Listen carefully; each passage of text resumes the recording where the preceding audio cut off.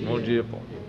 Eu acho que o professor Fábio Sobral já colocou uma base importante para a gente compreender a crise que nós estamos vivendo, que não é uma crise só no nosso país, é uma crise do sistema capitalista, que vem se aprofundando já há muitos anos, e que isso, o que é que isso representa para o nosso país, para a classe trabalhadora do nosso país, para a educação, né, para nós que somos profissionais da educação. Então, o capitalismo, né, quando ele entra em crise, ele entra em crise porque é da sua própria natureza, não é à toa, ele tem algumas formas de resolver essa crise. E uma das formas é destruindo as forças produtivas. Uma das formas é criando guerras, né, para que os próprios capitalistas passem a dividir o mundo, a partilhar o mundo. Mais uma vez, isso não é novo para a gente já viu isso acontecer na história da humanidade e outros períodos. E a gente vê, né, isso só foi, na verdade, tendo outra roupagem, tendo outra cara, né, utilizando novos artifícios, colocando novos inimigos, né, para que essas guerras elas continuem a existir, a partilha do mundo continue a existir, e, na verdade, a exploração contra a classe trabalhadora, contra o povo, eles façam isso para tentar resolver os seus problemas enquanto exploradores, né? Então a gente vê a guerra pelo petróleo, a guerra, né, por minério, por pedras preciosas e, consequentemente, o assassinato da classe trabalhadora. E uma outra forma, né, é a construção de governos que venham representar a retirada da classe trabalhadora, a retirada de direito da classe trabalhadora. Isso também é uma das formas que o capitalismo usa de se manter e de resolver suas crises. E que não está sendo diferente no nosso país. A gente viu aí o processo eleitoral no qual a gente vivenciou, né, não muito tempo, e que já está sendo, o resultado, né, desse processo já está sendo desastroso para o nosso país, né. A gente viu uma reorganização, né, dos capitalistas, da burguesia, para tentar colocar um plano de governo, colocar, né, uma meta de acirramento da retirada de direitos da classe trabalhadora. Então, a direita, naquele momento, ela não tinha um representante que viesse unificar, né, toda a direita no nosso país, todos os empresários do nosso país, os capitalistas. A gente viu que a direita, ela saiu, né, a burguesia saiu dividida no processo eleitoral. E aí o Jair Bolsonaro, né, ele representou a parte mais radical, né, dessa ideologia, dessa política, né, que os capitalistas muitas vezes implementam nos países para poder resolver os seus problemas enquanto classe hegemônica, né?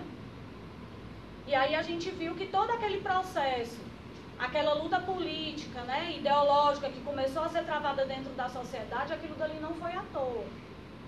E o Bolsonaro, ele conseguiu sair como representante naquele momento, né, dessas ideias mais atrasadas, mas para que, na verdade, fossem aprovadas essas retiradas de direitos, dos nossos direitos, né, como implementação de um projeto de governo.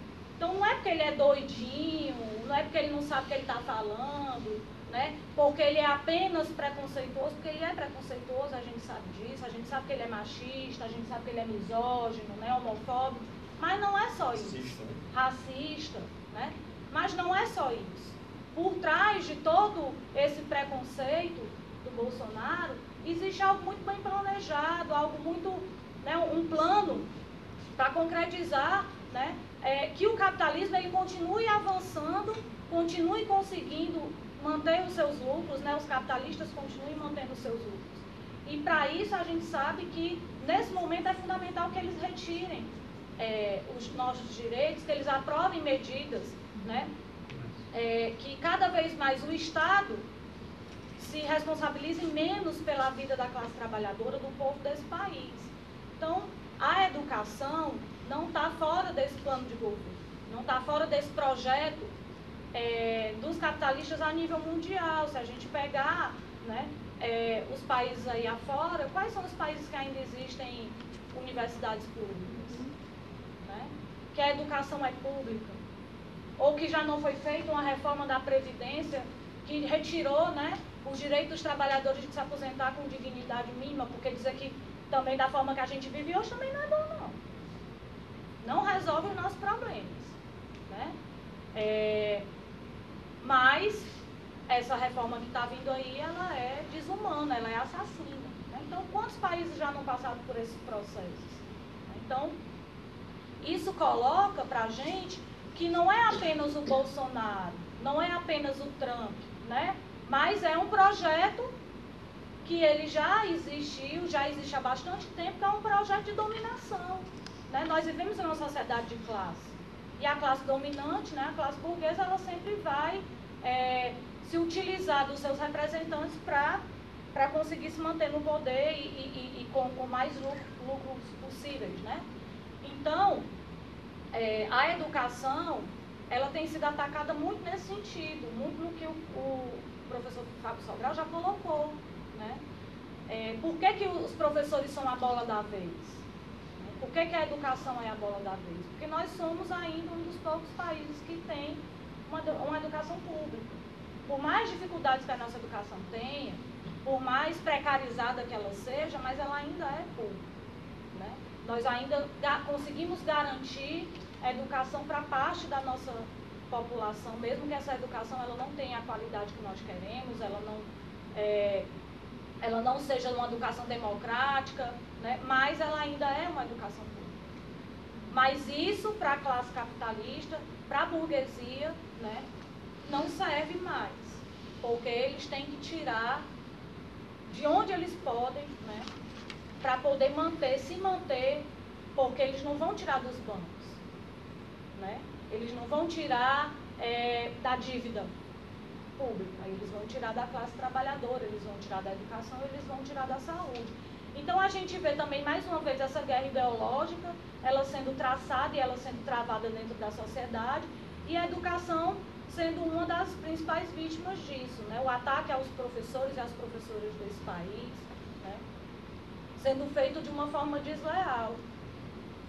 E por que isso acontece? Né? Porque se eu venho com a proposta de uma educação domiciliar, ao mesmo tempo eu tenho que vir com uma proposta que desqualifique, né? Com um discurso, na verdade, com uma fala, que desqualifique professores e professoras, para poder justificar, né, aquela educação domiciliar.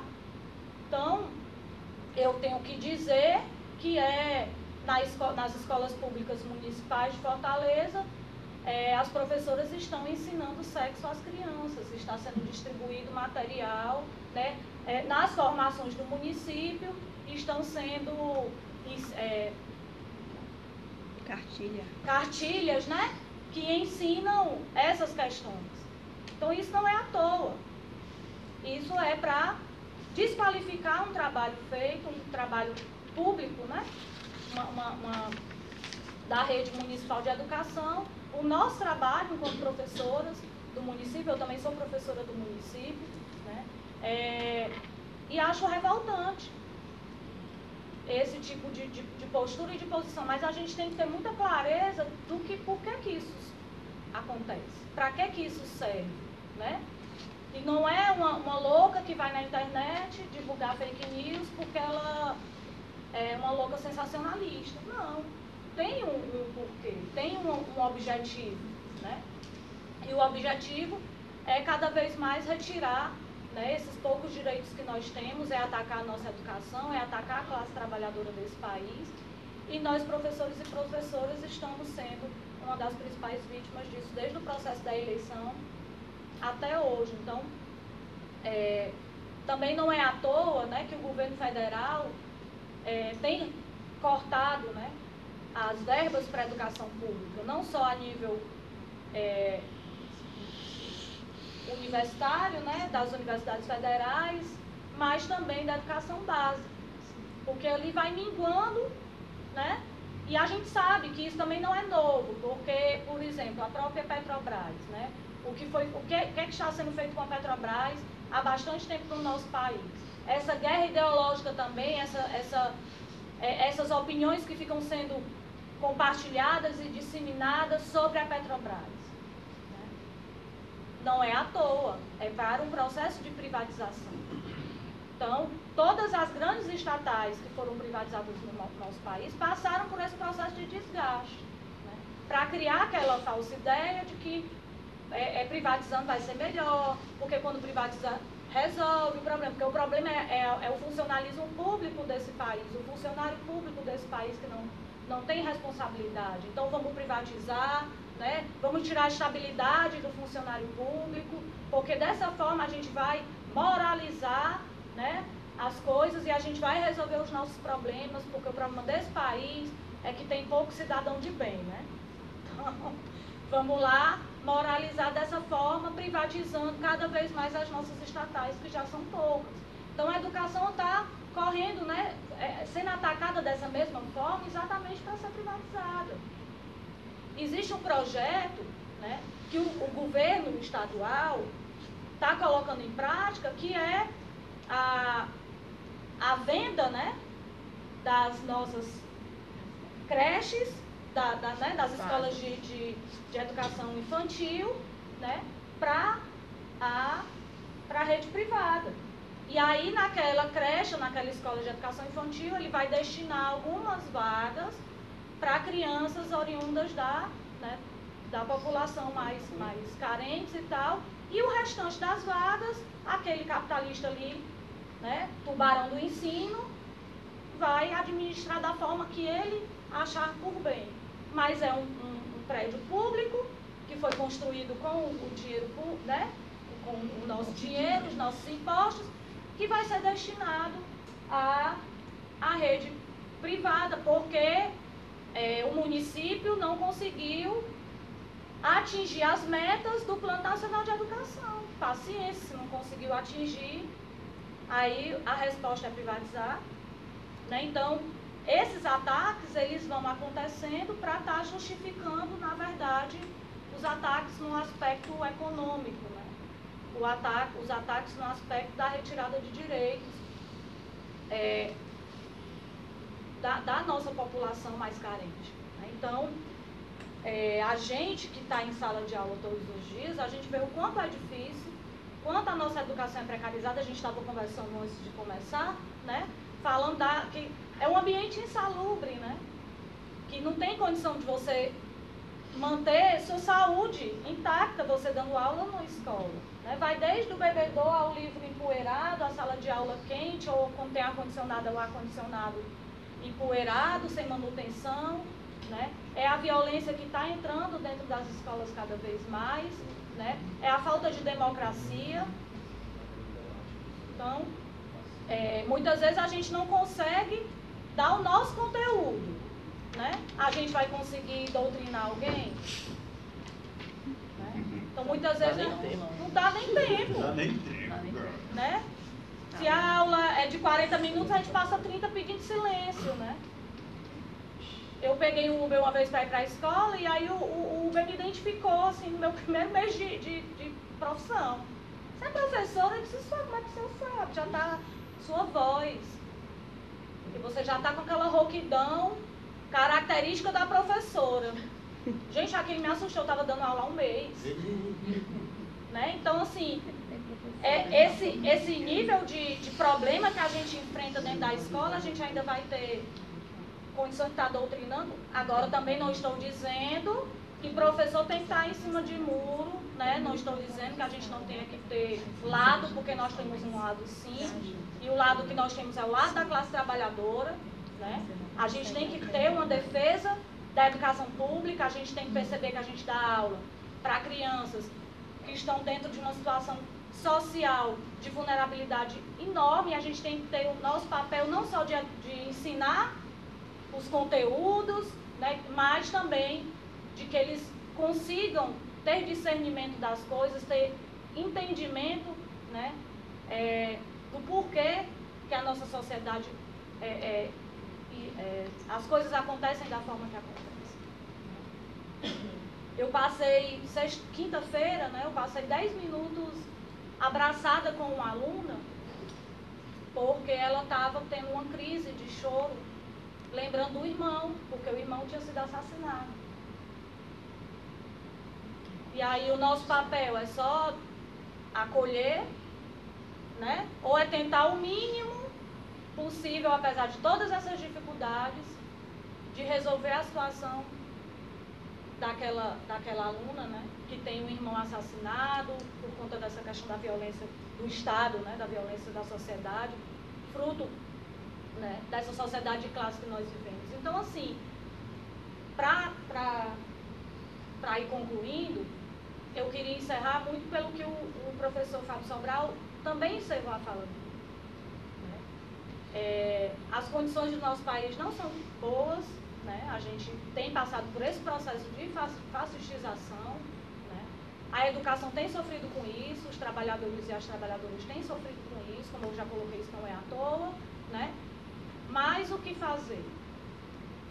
Porque a tendência é que o nosso país ele siga cada vez mais por um processo cada vez mais antidemocrático e não mais democrático. E aí a gente precisa perceber esse momento e perceber que, como ele colocou, se a gente reunir 3 pessoas, isso já é viável. Né? Se a gente fizer um abaixo-assinado, um seminário para debater a educação, né? Um panfleto, uma agitação numa porta de uma escola. Né? Então, isso tudo já Eu não pode fazer pergunta, mas assim, só a indicação, porque assim, essa semana mudou o banco, né? O município agora não vai ser pelo Banco do Brasil, e sim pelo Bradesco. Isso é uma questão de privatização. Como é que o professor vai trabalhar com isso, para reverter isso? Porque muitos dos professores ontem estavam reclamando do banco do Bradesco, que não é um bom banco, não é?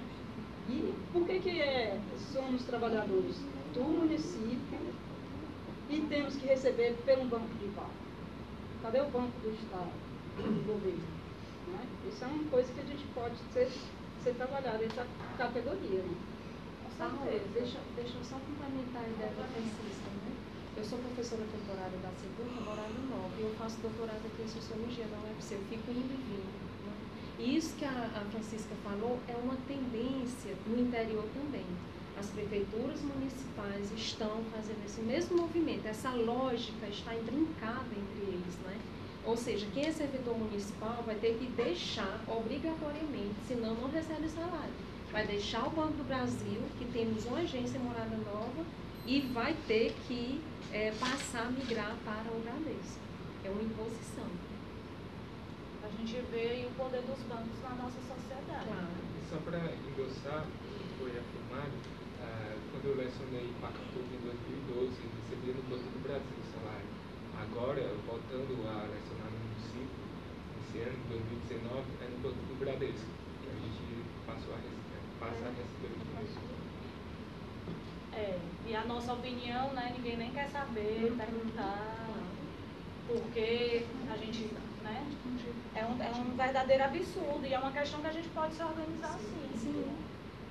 Tentar se organizar minimamente, porque essa questão que o Fábio Sobral colocou é das decisões populares.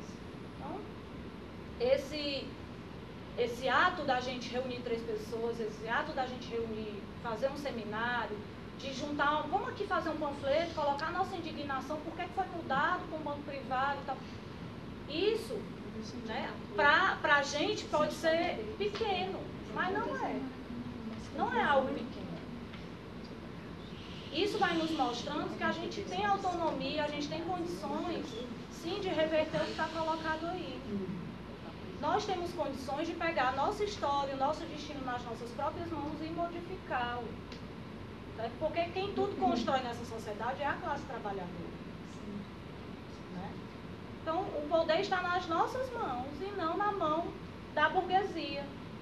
Quando a gente passa a perceber isso, né, a gente passa a se organizar, porque aí sem organização também não tem como resolver as coisas individualmente, né? Quando a gente passa a perceber que essas ações, por menores que elas sejam, mas elas vão fazendo um efeito, vão acumulando, né? Então, porque os processos revolucionários que aconteceram na humanidade não foram no instalar de dedos. Eles começaram em pequenos ciclos, em grupos de estudo, né? E foram ali organizando greves, piquetes, e foi avançando a consciência, enfim. Eu não vou aqui lembrar os processos históricos, mas a gente sabe como é que foi. Então, nós não vamos derrubar Bolsonaro, nós não vamos implementar um governo, né, popular, se a gente não começar em cada ciclo, né, se a gente não começar ganhando a consciência da classe trabalhadora. E eu vou lhe dizer, o povo aí fora, certo? Ele entende, como o professor aqui colocou, o povo lá fora entende, certo? E quer mudar esse país. Porque Bolsonaro não foi eleito com a maioria dos votos, não. Não foi. Então essa história de que o nosso país é tudo, o trabalhador é tudo fascista, é tudo um bando de reacionário, não é, gente. Não é. Nós da Unidade Popular, a gente faz visitas, né, que a gente chama de Sábado Vermelho, né? Vocês estão todos convidados, se quiserem participar um dia, é uma experiência muito legal.